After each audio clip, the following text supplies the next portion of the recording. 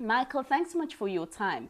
This week, our central bank governor was speaking about credit risk and saying that it was at the highest level since the 2008 financial crisis. He was also speaking about the exodus of funds that have left emerging markets, putting the figure in South Africa specifically at around 100 billion rand. As UBS, do you share the same dim view on emerging markets right now in this COVID-19 world?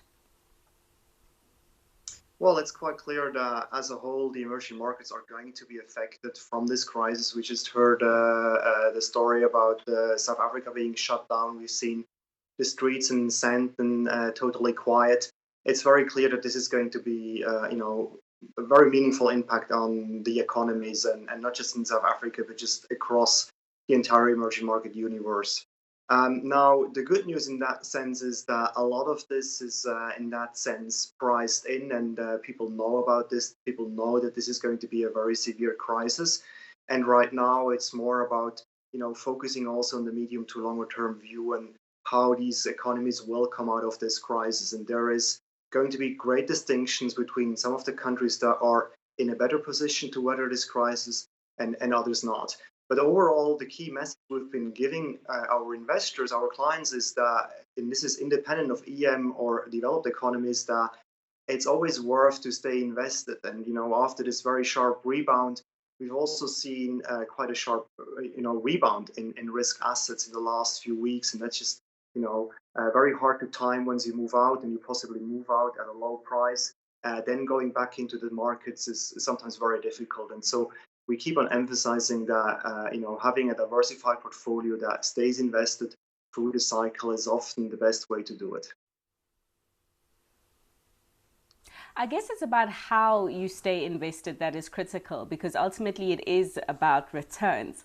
And this brings me to my next question as to how the coronavirus pandemic and the market sell off that ensued thereafter has informed how UBS is investing in emerging markets. Have you trimmed positions since the pandemic really went haywire, or have you entered or plowed more money in this space? How has it changed your investment action? We actually did both. We trimmed a bit the exposure that we had to emerging market stocks. That's an asset class that is more linked to growth, and as such is set to weaken more. But then also 2 weeks ago, we actually went back and bought some, dollar-denominated emerging market sovereign bonds. At a time, these bonds on aggregate were, providing a very, very significant yield pickup over U.S. Treasury instruments. And we know from past crises, like the great financial crisis, that if you can buy these instruments at a time of severe stress, it's very, very likely that you will walk away with a very significant return from that on a, say, 6 to 12-month horizon.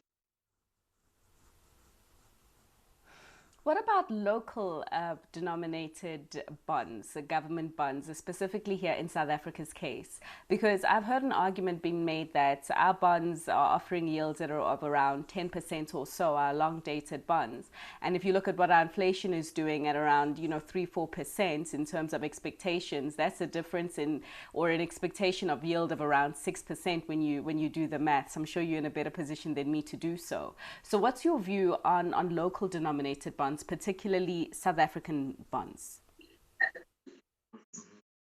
I mean, many people would look at this and they would look at the inflation, as you say, and the yield you get, and I can clearly confirm that at first sight, this looks interesting. On top of that, from an international perspective, people would also look at the South African rand. They would look at the rand trading at 18.5, 18.6 versus the US dollar, so really, really a low, cheap level. But then again, if you think about sort of the 6 to 12-month horizon, the question comes in a bit, where will things go with the South African economy? We heard the IMF, we also heard the South African Reserve Bank saying that they expect growth to be minus 6% this year, and then next year a bit of a recovery, but nothing compared to what we expect, say, elsewhere in terms of economic rebounds. And so I think for the next few months, it's going to be very, very critical to get a better understanding on where the government and the Ministry of Finance wants to go in terms of the fiscal consolidation. I think very few people would really expect them to do a lot in this time of crisis. both in terms of ability and willingness.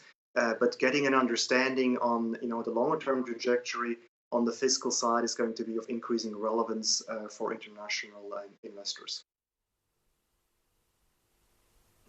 The downgrade that we recently received from Moodys, many say was already priced in, but the one that came from ratings agency Fitch caught a lot of people off guard.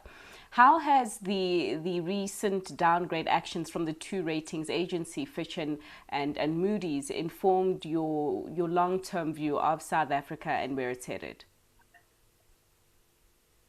I think what you said about Moodys, that it's been priced in. People have been expecting this. We were also in this camp for a while, so didn't really change our views, our thinking around South Africa. I think what is really more important now is how big the damage is going to be in South Africa, specifically from the coronavirus. And I think from what I can say right now, the government did good decisions, good policy decisions, and acting quickly, acting rigorously as well to contain this crisis, this virus. But as I mentioned before, I think the way forward is going to be at least as important. And there, again, people will look at what's happening to the growth profile, what's happening to the fiscal solvency profile. And I think for that, it's still a bit early, and I think many people will probably watch this a bit from the sidelines for the time being.